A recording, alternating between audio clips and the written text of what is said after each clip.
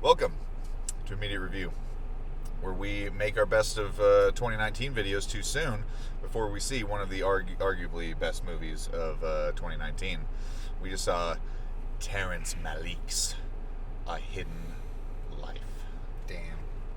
God damn. We have been trying to see this movie for months. This movie got a limited release back in like October, I think, and I was like, oh, it'll play in Portland. It didn't. Played nowhere. And so we're like, oh, I guess we got to keep waiting. Then it got released December 13th. No word. Couldn't find a theater screening it. And eventually, two Regals in Portland showed it for like a week and a half, and we couldn't make it. Couldn't make it. And so we found a theater in Salem. They're showing A Hidden Life. Salem Cinema. Shout out to Salem Cinema Thank for you. fucking showing this shit and holding tickets for us And just letting us experience this movie. Yeah, we drove 3 hours to come see this film. Through And a snowstorm in the middle of the night. I was so worried that it wasn't going to be worth it. I was scared. That's true. Yeah. And it was. This movie was fantastic. It was so worth it.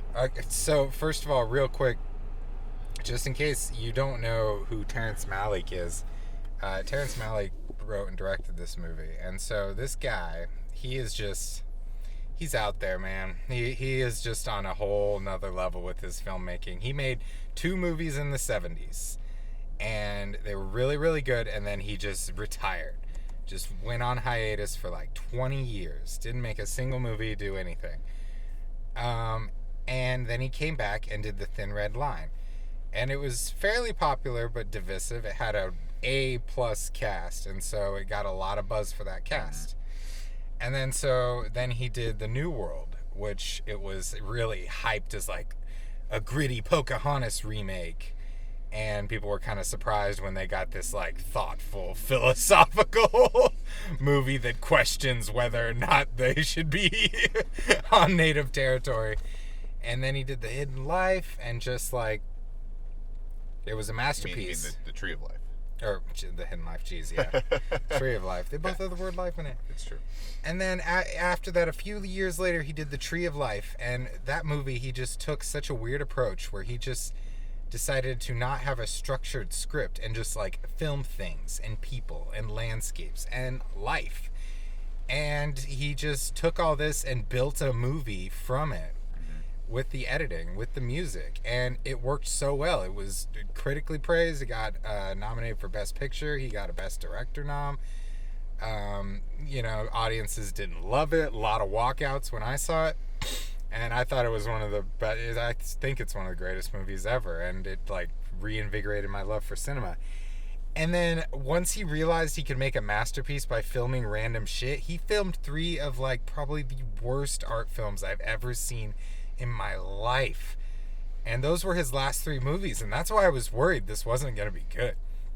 That's kind of why I wanted to build up to this. This isn't just some hotshot director who's coming out with this new movie. This guy has had a weird career.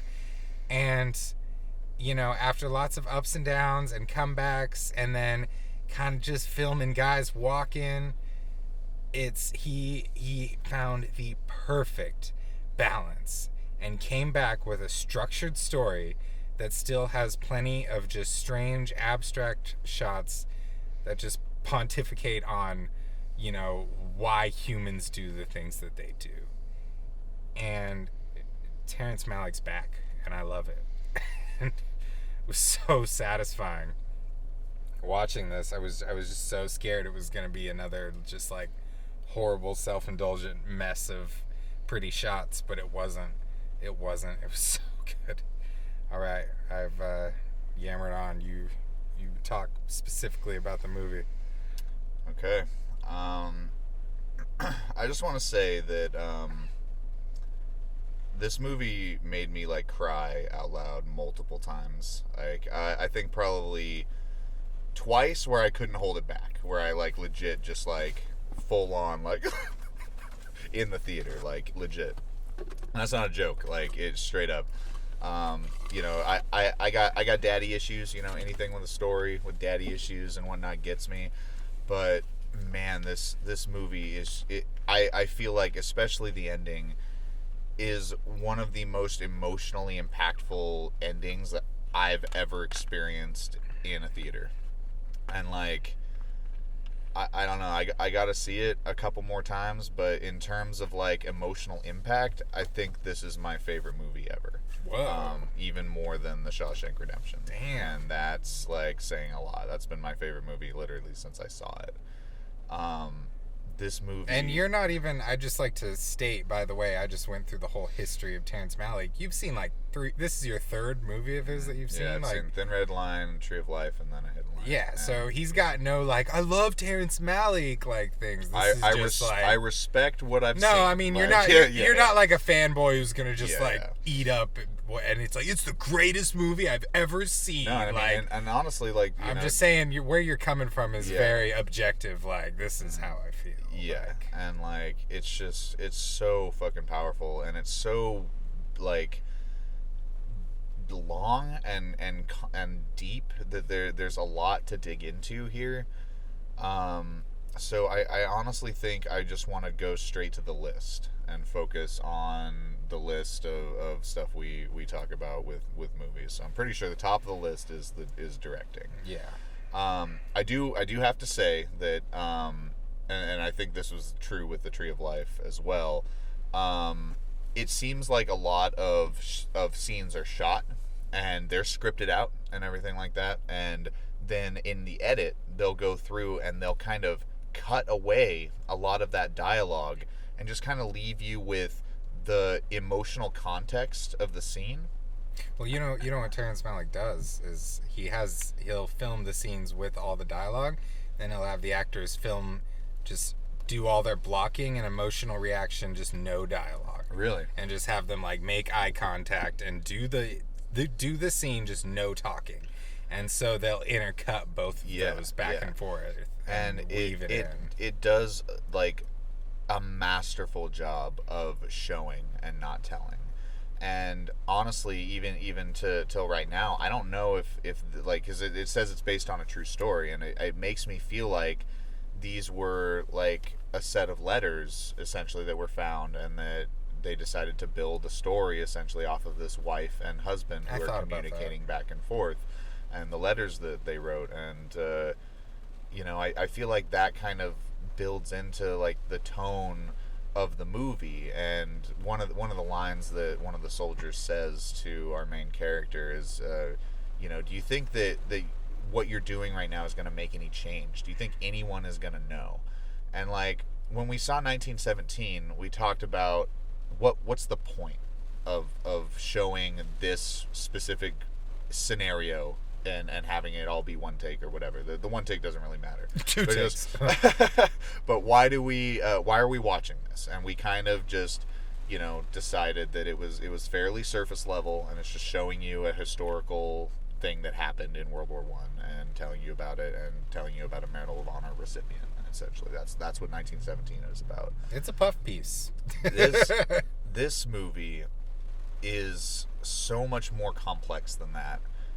Like, for one, the point of like the movie, I think, is for one to tell his story. So I think this one does a really good job at highlighting, I think, what a lot of people in our generation are dealing with right now. The question of what do you do when the administration above you don't agree with and whatnot, and how far that's willing to go, and to ensure that this story is told. And there's been a lot of movies that we saw this last year in 2019 where I said, this has a great message and this is really good, but I don't think it's going to change anyone's mind. And honestly, I feel like this one could.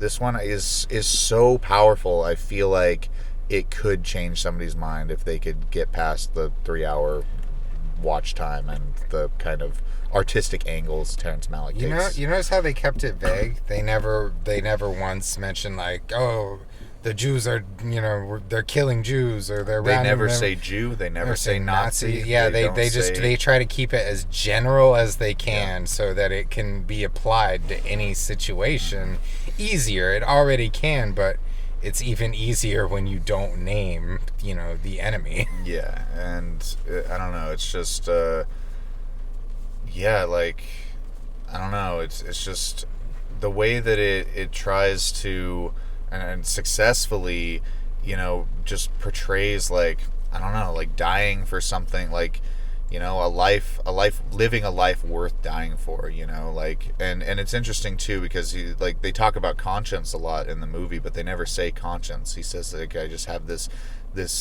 something in me, and I can't do what I believe is wrong. And it's like, I don't know, it's just all, like, the fact that there's so little dialogue in the movie just makes the dialogue that is there so much more powerful. And, like, especially at the end, like, I think the final line in the movie is his wife essentially, I don't even know if it's in a letter or if she's just saying it, but it's literally, she says, I'll find you there in the mountains. And I cried so hard, and it just ends with just these, like, gorgeous shots of the mountain, and just, yeah, I don't know, like, you know and yeah, it has so much subtext on so many things, like, just a quick summary is, like, like, relationships, suffering for the one that you love, not giving up your principles because it's easy, not yeah, sacrificing what you believe in, like, and Raising even your kids when you're gone. and yeah, What kind of impact you make on them when you're dead. and even the opposite side of it, of, like, the negatives of his choice, like, was he truly innocent? Like, he filled their sandbags, he was, like, he assisted in the war effort as a prisoner of war, like, would it have been better for him to, or essentially not go Just willingly, sign like, the stupid paper yeah, and go live exactly, with his wife and swallow his bride. yeah, it's like, I mean, I feel like it's the same argument with police. So just like, oh, why don't you just show your ID? Why don't you just, why don't you just do this? Why don't you just do this? And it's like every tiny little bit of freedom that you give up. And it's like, then the last scene when we see him, like, heading towards the guillotine, and it just cuts back to one of the first shots. Honestly, I think the first shot we see in the trailer with motion is him riding the motorcycle, and I think that there's a line in there that says that, like, when he was riding the motorcycle, it's a happy moment, yeah. and that it was freedom to ride the motorcycle out and about was freedom. Well, and it's the whole shot, because what we'd seen in the movie so far was it was just a little bit of a shot. Yeah.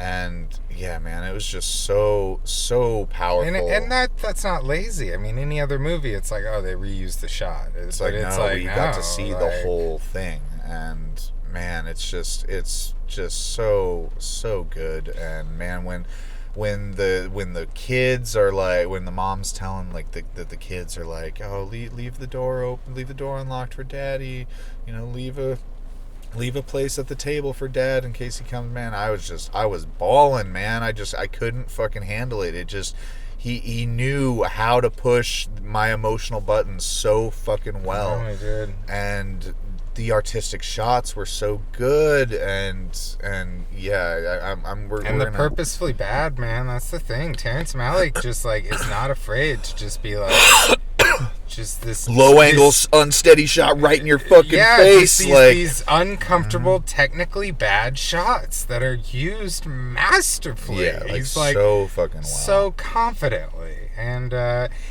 see, that's probably the problem. Quick side tangent with his other three films is he's not using these bad shots as well. But this one, it's every choice is just feels so deliberate and not random, and, like, the chaotic improv style of filmmaking came together to make something that feels so purposeful and not random at all. Yeah.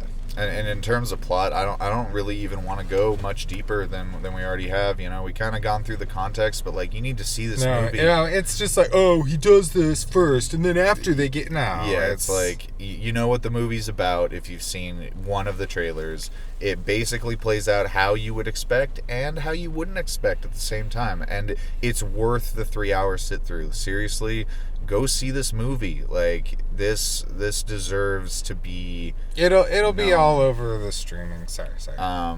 But yeah, next thing, regardless of the list, we have to talk about cinematography. Well, I just really do want to just reiterate how happy I am that Terrence Malick is finally made an amazing, one of his best movies.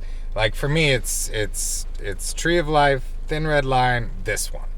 Like I think this is better than most of his movies. See for me, I'm like a Hidden Life, fucking Thin Red Line, Tree of Life for me. Hidden Life blew me the fuck away. So just reverse our man. Our literally reverse. Yeah, man. I don't know. It was so amazingly good. No, it was. It really was. And yeah, before we talk about cinematography, because this is gonna tie into it, the soundtrack.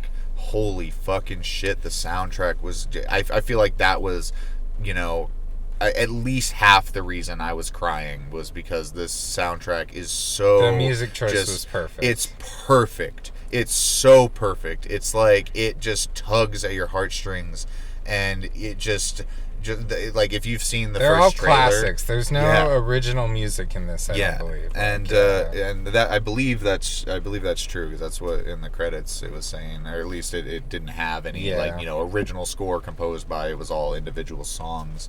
But yeah, if you've seen the first trailer, that like orchestra is like through the whole thing, and it's fucking masterful. It's so powerful and good, and yeah. So cinematography. This is the reason I wanted to go see this for the most. Like, even if the story sucked, even if it wasn't emotional at all, I wanted to see the cinematography because it looked incredible in the trailers. Like, okay. Go ahead. Go. So in the trailers, like it looks fucking super good, and I was just like, every time I watch it, I'm like, what the fuck? How do they do this? How is he so close to the camera? And the background is completely in focus. Like it was like crazy to see. And like, so as I'm watching the movie, I'm just thinking like, how are they doing this? And like there were only a couple scenes where I could tell, but I think they shot it as closed aperture as possible.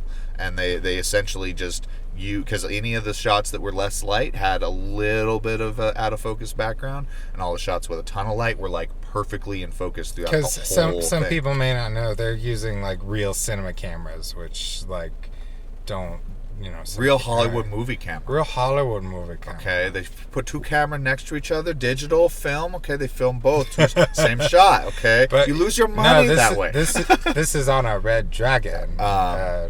Helium. The 8K one. And so yeah, I think that's what was going on, was they were using a very, very nice lens that they could stop down and really, really accentuate that depth of field, and it's masterful. It's done super well. The only thing that was weird that I don't know if you noticed or not, I didn't want to mention it because the movie was so good, I couldn't speak, but there were weird lens flares in this. Oh yeah. So a normal lens flare looks like this. Ta-da! But these lens flares looked like this, maybe, if I'm able to pull up an image of it. And it was weird. It was definitely different. It was like fingers coming out of the light, like just like a sunflower. Now the sun was odd when it showed the sun. I was like, it was like, that's weird. Not a normal lens flare. And I wonder if they had a special lens or something, because it seemed like they used the same lens throughout the whole thing. It's all wide angle, even in the close-ups and whatnot. They just bring that wide angle right up into the people's faces. No, and that's been his bread and butter for his last like 4 movies, and yeah, it's done so well here. And the bouquet was like hexagonal, I think, five sides. I'm not sure what the term is, but I'll put a picture up or something. Pretty sure. But yeah, and so I'm pretty sure they apertured it down so that it was super, super closed, and they had awesome depth of field, combined with a special lens that probably accentuates depth of field. Yeah. But it was like incredible, amazing, looked super good. I thought that it was like composites half the time, where I was just like, these people are too in focus, and the background is too in focus for this to be real. The still shots were just absolutely breathtaking every time. Every time. Yeah. They had some drone shots and whatnot. And they had what? I don't recall any drone shots. I mean, they might have been helicopters, but I I would assume with Terrence Malick. I don't- But no, they only had like a $9 million budget, man. I don't know if they would have had helicopters, but there were definitely shots like up above the mountain where they're like looking down at the hill. Like I mean, you can rent a copter ride for $100. That's true. That's true. I could be wrong. I definitely don't recall any drone shots, but you might be right. Yeah. Man, I was like, I was in a good mindset to watch this movie. Like, I was ready. I was like laser focused, super excited. I remember. I looked up a bunch of tech specs though, and Terrence Malick's movies, like a couple of them have been shot with like 10 different cameras, and they're all listed, and there were 2 listed for this one. So yeah, it's probably a helicopter then, but they were definitely aerial shots. At least it was only in the mountains though. No, and the budget, the restricted budget. At first, throughout some of the movie, I was like, their budget really held back what they could do in terms of production and design and stuff. But once it got to the prison, I realized that their low budget kind of forced them to really get creative with how emotional it was, and rather than just like brutal, violent scenes of him getting beat with like really good makeup or something like that. Yeah. It focused more on like, I don't know, not the like physical toll that it takes on a person to essentially choose to die. It focuses more on like the emotional toll that your loved ones take, and like I said, like suffering for the ones that you love. And I mean, there's so many like one lines that kind of bring up the themes of this movie, like, it's better to suffer injustice than to dish it out, or to. I love like, that one. That was like, one of my favorites. Yeah, man, it's like there's so many powerful statements. My number one favorite was when they were in. The shots of the church were absolutely stunning. When they were talking about that, and he was just like, the people worship Jesus as if they wouldn't have done the same to him had they been born in that time. Like, and it really is food for thought of just like, it's all about time and place and hindsight, really, of I mean, like, from my point of view, I know that Hitler is going to be dead in a year, so I'd probably sign that piece of paper. But from his point of view, he doesn't know what's going to happen, and he doesn't know what signing the paper will lead to. And he may be free, but what price will that be? And like what marks do actions leave on your soul, like when you sacrifice your values for the easy way out? And it's like goddamn, like I'm not a strong defender of pride. Pride's what killed my father. But this, I feel like, it's a good kind of pride. It's a life worth dying for, and a lot of movies, talk about that, or try to bring that up of like what, I feel like Lord of the Rings is a good one, like something you're willing to die for to ensure to happen, like your life dies, but good can come from it. And I honestly, I respect Terrence Malick so much for making this movie about this specific scenario, because that's one thing I was asking. I was like, why these people? Why this story? Why did this story need to be made? Why a hidden life? Yeah, you asked that. You were just like, why a hidden life? What is the hidden life? And it's like, it's it's the little guy. Yeah, there's a quote at the end of the movie that just like it I was already crying, and it made me cry more. Where it's, I don't remember exactly what it was, but it's basically like you George may Eliot. feel like your actions aren't important at all, but the hidden life, the small life, the unseen life is just as important as the life that is seen, essentially. Yeah. And that's not verbatim at all. That's just like, and the good in the world is sometimes either never seen or never heard of. And that, the people who were truly good did live in Nazi Germany, who were good, did live a hidden life away, and we don't hear about that. And the people who stood against Nazi Germany, who were Germans, We don't hear about them either. And that's what this fucking story's about. And it's like us. If the Trump administration were to rise, it's like I would say 9. I would say 9. So, what's interesting is this movie was announced back in like 2016 or something. I've been anticipating this for years. Yeah. And it's for most of that time, it was called Ragnagund. Yeah, yeah. Their town. And, it was so hard to pronounce and remember how to spell and stuff, and then they eventually changed it to A Hidden Life. And I was like, okay, they clearly just changed it to something more accessible. And so when you asked, like, what is A Hidden Life, I was kind of thinking, I was like, I don't know, it could just be a title. And it's not. It is way more than a title. And, like, it's a more fitting title, too, than just naming it after the village that they were in. I mean, both titles do reference the village in a way. Just one is literally the village's name, and one is thematic representation of the village that can be a stand-in for something greater in the real world. And that's amazing. And it's incredible how simple. This is why everything matters. It's important to think about titles and things like that, because a simple title change just like gives the movie so much more substance. Ragnagund versus A Hidden Life. Movies are incredible. Yeah. And it kind of has a juxtaposition as well with how it ends. Like he gets pulled behind a curtain, and it's like the people behind him, we don't know what happened. It cuts. We don't get to see it. It's like I loved that. I loved that so much. And I'm glad that they did it, because like I was thinking about it. I was like, for one, like this movie needs to like show what Nazi Germany promised, and it needs to show how it delivered. At least the steps leading up to it, and it did. And it showed everything, and it had the impact that you're expecting from seeing it by having other characters talk about it, essentially. And they kind of make it into this whole like, oh yeah, you're gonna get your head cut off type thing, and then it's like, oh, what's gonna happen after that? And it becomes like, I don't know, this focus life goes on. Yeah, it's like, and for anybody who's experienced death in their life, like for Farm to like represent a city rebuilding itself, it's a brilliant film. Yeah, man. It is not random at all. And for anybody who's experienced death and whatnot, it's like time doesn't stop.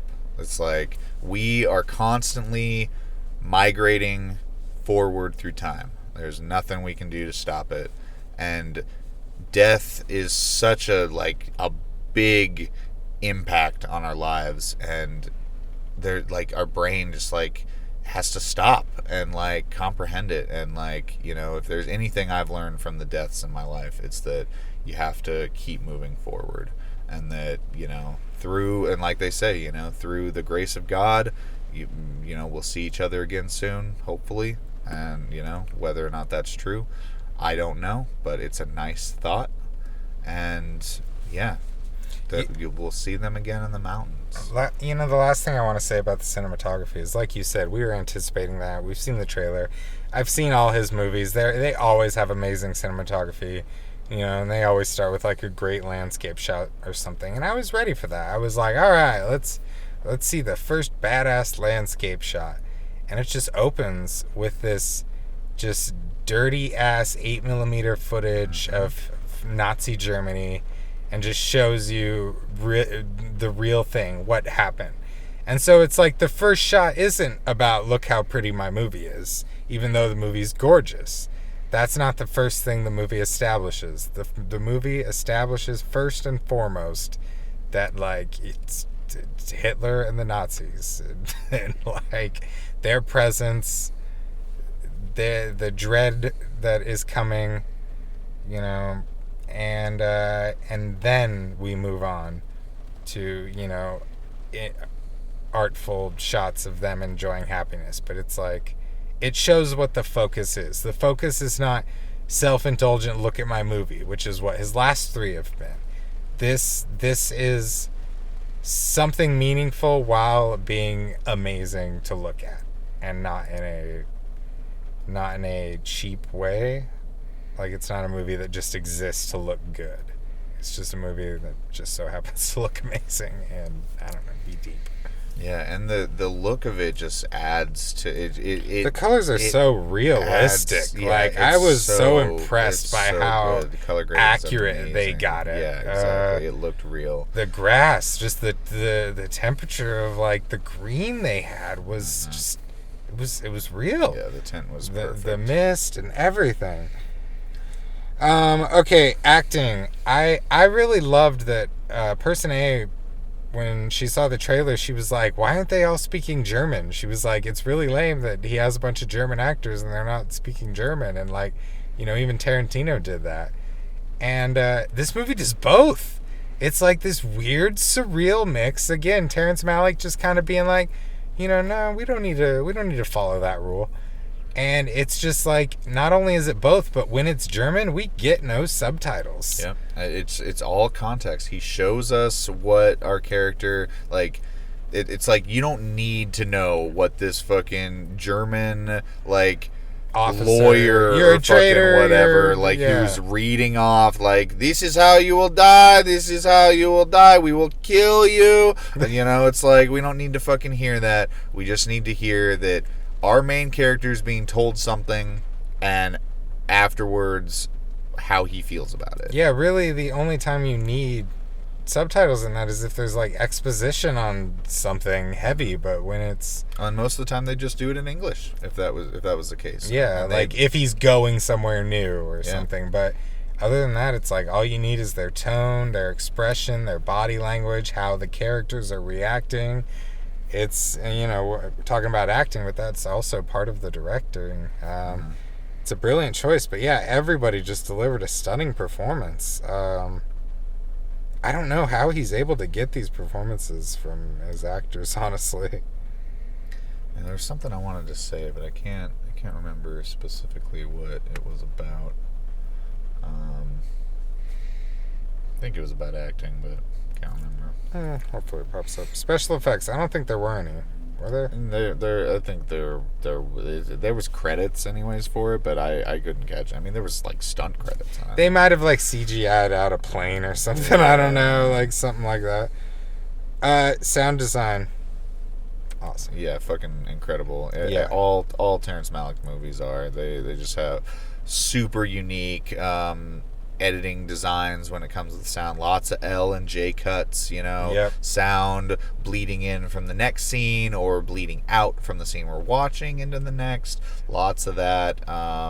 Lots of Foley sound and whatnot, where scenes of complete silence. yes, shots where people will be like doing something and then it'll cut to something else, but you'll still hear them doing that other thing. There's tons of stuff like that. It's masterful. I loved the one where some guy's just ranting and he takes a deep breath and then he keeps ranting and the sound's gone, and it's just the camera stays on him. Yep. And he's still going, but we can't hear him, but we don't need to hear him. I think the one that I thought was most powerful, it was like a little bit before our main character essentially gets arrested and taken to essentially the training camp where he is arrested. And it's like nighttime, and it's doing all of the shots of the landscapes, but it's at night.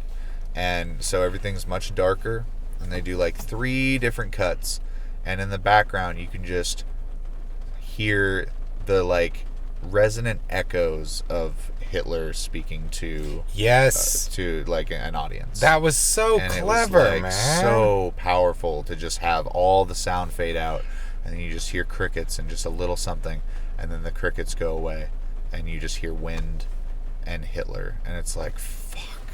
And it's just like, and the relationship that they show between the wife and the husband, the main characters, is like so genuine. Like, the actors do such a good job showing that they like love each other and like how powerful I their, know, like, right? connection God is. damn. When they come back from, like, when he comes back from the army the first time, like, it's just like I cried there. Like, I've had that moment like with my ex-wife when she came back, and like it does such a good job of like it conveying was really believable. It just was like this just uncontrollable urge to be close and just to connect, and that, you know, it's like you can't get close enough. It was so beautiful and so good, and fucking bravo, man. Like, I wanted to clap and cheer at the end of this, but I was crying.